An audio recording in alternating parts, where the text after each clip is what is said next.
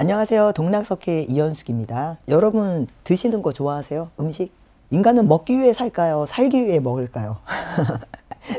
제 주변에 저를 비롯해서 여성분들은 대화의 한 80%가 다이어트 이야기? 요즘은 남성분들도 뭐 몸, 다이어트 이야기 많이 하는데 오늘 여러분에게 소개해 드릴 책은 음식의 역사입니다. 근데 이제 음식의 역사 이러면 많은 분들이 이제 조금 오해하시는 게, 그러면 무슨 요리는 언제 만들어졌고, 그 요리의 재료는 뭐고, 막 이런 식으로 생각하실 수도 있는데, 아닙니다. 생각보다 어려운 책이에요. 음식의 역사. 그런데 굉장히 매력적인 책입니다. 교양인이 알아야 할 음식의 역사예요. 정말 이 책을 읽으면 교양인이 된다? 이런 느낌? 먹는다는 거는 어떤 의미일까요? 자, 쉽게 얘기해서 1만 년 전 인간은 무엇을 먹었을까요? 그럼 앞으로 100년 뒤에 인간은 뭘 먹을까요?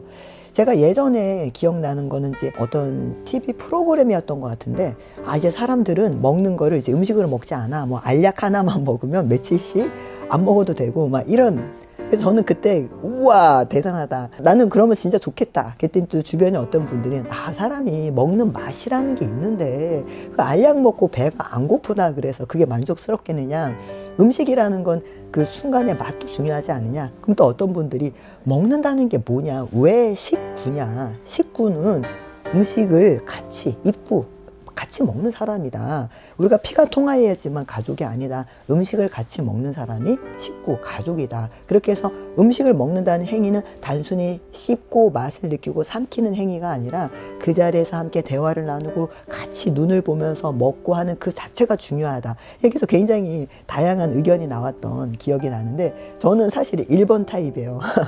그냥 배만 안 고프면 되는 타입. 그런데 어떤 분은 맛이 중요하고 어떤 분은 그 자리에서의 대화, 소통, 공감이 중요하고, 어쨌든 음식은 인간에게 이렇게 대화의 소재가 될 정도로 중요한 역할을 합니다. 책을 선택한 이유는 저자 때문입니다. 제가 저자 소개 잠깐 해드릴게요. 저자가 자크 아탈리. 우리나라에서 굉장히 유명할 수도 있고 유명하지 않을 수도 있어요. 사실은 굉장히 세계적인 석학이십니다. 유럽 최고의 석학으로 인정받는 프랑스의 미래학자이자 경제학자, 작가예요. 1943년 알제리에서 쌍둥이로 태어나셨는데요.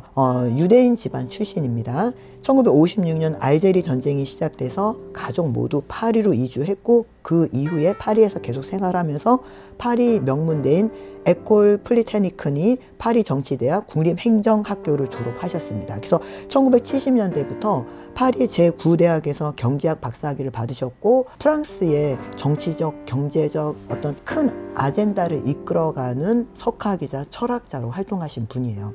그래서 이분이 다루시는 분야 자체가 굉장히 광범위합니다. 뭐 미래학, 경제학, 언어학, 역사학, 정말 다루시는 분야가 깊고 넓고, 그러다 보니까 이분이 책을 쓰시면 책 하나에 담겨있는 철학적, 역사적 의미가 굉장히 방대합니다. 그래서 이 음식의 역사도 자크 아탈리가 썼기 때문에 제가 딱 선택을 했습니다. 그리고 역시나 대단하다. 음식의 역사가 인간이 먹는다는 게 뭐냐, 먹는 행위가 정치와 인류와 어떻게 연결되어 있느냐를 시기별로 딱딱 설명을 해주십니다.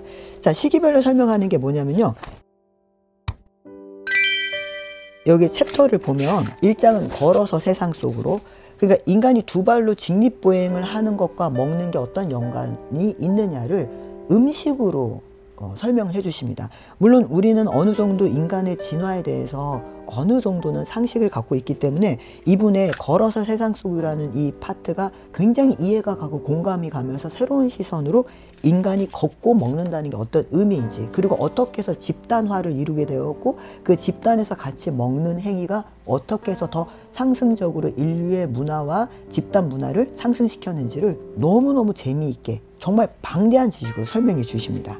그리고 두 번째는 먹기 위해 자연을 길들이다.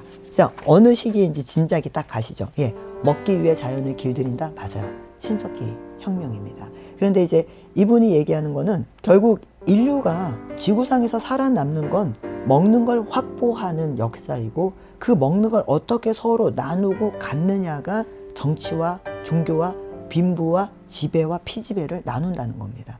그래서 그 피라미드의 그림에 이 손이 입에 가 있는 그 그림의 의미는 먹는다는 의미도 있고 말한다는 의미도 있고 소통한다는 의미도 있고 지배한다는 의미 그리고 따르게 한다는 의미도 있다고 합니다. 그래서 저는 이게 너무나 신기했어요. 먹는 행위, 손을 입에 대고 앉아있는, 여기 그림이 있습니다. 손을 입에 대고 앉아있는 남자를 표현한 상형 문자가 앞으로 이어진 상형 문제에 따라서 먹다, 마시다, 말하다, 입을 다물다, 생각하다, 사랑하다, 미워하다 굉장히 많은 뜻을 품고 있다고 합니다. 그래서 역시 사람에게서 먹는다는 행위가 단순한 행위는 아니라는 거죠. 그리고 이제 17세기까지 유럽식 식사의 탄생, 그 다음에 프랑스식 식사, 궁전의 미식. 저는 사실 6장이 굉장히 재미있었어요. 먹는다는 거에 자본주의적 개념이 들어서면서부터 이제 먹는 게 공장에서 만들어지기 시작하죠. 그러니까 예를 들면 냉동 기술이 발달하면서 호주에서 생산된 소나 염소의 고기가 유럽에서 소비가 되면서 유럽의 음식 문화가 확 발전합니다. 제가 이 책을 읽으면서 모비딕하고 연결을 시켰는데 모비딕이 1851년도에 나온 작품이고 그때까지만 해도 증기선, 냉동기술 이런 게 없었기 때문에 모비딕에서는 다 돛을 이용해서 태평양까지 가야 되고 고래를 추적할 때는 작은 보트를 내려서 노 젓는 노꾼이 노를 젓습니다. 그렇게 해서 어렵게 고래를 사냥을 하면 그 다음에는 빨리 해체를 해서 필요한 것만 뽑아내고 나머지는 버립니다. 왜? 하루 이틀만 지나면 썩기 시작해요. 그래서 그 썩는 냄새, 그리고 상어떼가 막 물어뜯는 냄새가 어마어마합니다. 그래서 제가 그 책을 읽으면서 이때는 냉동 기술이 없었구나. 그래서 오늘날의 포경 산업이라든지 원양 어선 산업 이거하고 이 모비딕하고 굉장히 다르더라고요.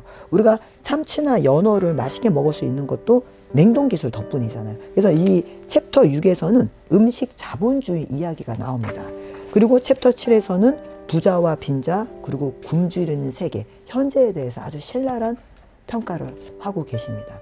그래서 음식의 역사라는 이 책이 그냥 책 제목만 보면 단순히 어떤 요리에 대한 이야기일 것 같은데 여기에는 인류, 정치, 철학, 사상, 지배와 피지배 그리고 음식이 갖는 철학적 의미가 굉장히 디테일하게 그리고 인류의 역사와 함께 쭉 펼쳐집니다. 자, 그리고 8장에는 곤충, 로봇, 그리고 인간, 향후 30년, 가까운 30년의 인간에게 있어서 먹는다는 행위, 음식의 의미가 어떻게 변할 것이냐에 대한 얘기를 전망해 주시고 있고요. 제 9장에서는 혼밥 먹기. 예, 이 9장도 우리나라 역사하고 굉장히 중요합니다. 요즘 신문 기사나 뉴스에 이런 거 많이 드셨죠. 한국 사람들 혼밥 비율이 늘어난다. 그래서 혼밥 비율이 늘어나는 원인, 가족의 해체, 개인화, 그리고 그게 장단점이 뭐냐. 그래서 이게 앞으로 우리나라가 어떻게 변화갈 것이냐를 물어보는데 아까도 분명히 얘기했지만 음식을 먹는다라는 건 집단화의 과정입니다. 내가 채취해온 음식을 같이 나누어 먹을 때 내가 먹을 걸 상대한테 양보할 때 우리는 사회적 관계가 형성이 됩니다. 그래서 우리는 뭐가 될 수 있어요? 집단을 이룰 수 있고 그 집단의 질서를 잡을 수 있습니다. 그리고 지배자도 결국 무엇으로 아랫사람을 지배합니까? 입에 들어가는 무언가로 지배합니다.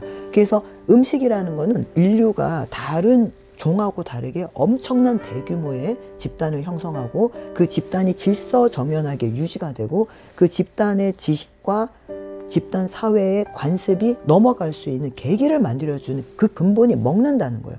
자, 그런데 21세기에 우리는 어떻습니까? 먹기는 먹지만 전혀 다른 의미의 먹기, 즉 혼밥을 하고 있습니다. 그래서 이 책에서도 조용한 감시 속에서 혼밥하기. 그래서 요리와 헤어집니다. 유랑민을 위한 포장, 가루 음식, 음식의 고독을 향하여 감시당하는 침묵의 사회, 지루함이 최악의 딜레마가 될 것이다. 그래서 이 9장에서 혼밥 현상을 정확하게 파악하고 계십니다. 그리고 마지막 10장에서는 먹는 것이 여전히 인류에게 의미가 있을까? 이거를 말씀해 주시고 있습니다. 각 챕터마다 굉장히 철학적 질문을 던진다고 할까요? 여기 이제 혼밥에 대한 이야기 중 이런 게 있어요. 머지않아 우리는 선진국에서 불매운동, 노동자들의 태업, 농식품 기업에 대한 고발, 모든 도축장에 대한 대규모 공격을 보게 될 것이다. 그런 일들은 이미 일어나고 있기도 하다. 사람들은 잃어버린 식사 기회를 보충하고자 토론하고 대화를 나눌 새로운 기회를 요구할 것이다. 그런 일 또한 이미 일어나고 있다. 2018년 가을과 겨울에 프랑스에서 벌어진 일이 그 직접적인 결과다. 집에서 가족과 얘기할 수 없는 사람들이 원형 교차로에 모여 모르는 사람들과 대화를 나눌 기회를 만든 것이다. 자본주의가 더 많은 상품을 팔려고 사람들을 침묵하게 만들도록 내버려 두는 것보다 민주주의에 더 위험한 일은 없다. 이 문장이 정말 핵심적인 문장인 것 같아요. 우리가 먹는다는 행위, 그러니까 먹는 것을 기르고 모아서 요리하고 입에 집어넣기까지가 다 자본주의에 의해서 넘어가 버리면 인간에게서 이제 먹는다는 행위는 마치 기계가 충전하는 행위밖에 의미가 없어지는 거예요. 그래서 우리가 먹는다는 행위를 통해서 우리를 발견하고 소외되지 않고 공동체를 이룰 수 있을 때 진정한 먹는다움이 이루어진다는 거.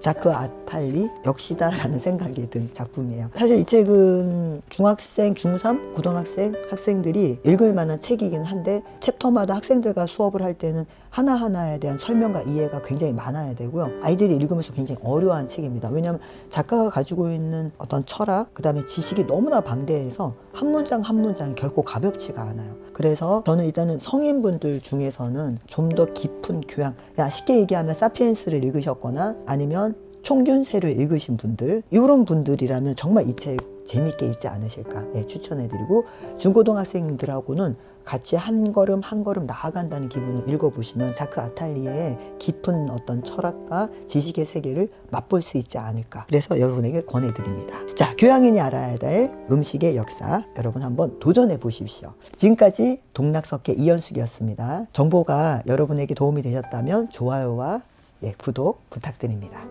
감사합니다.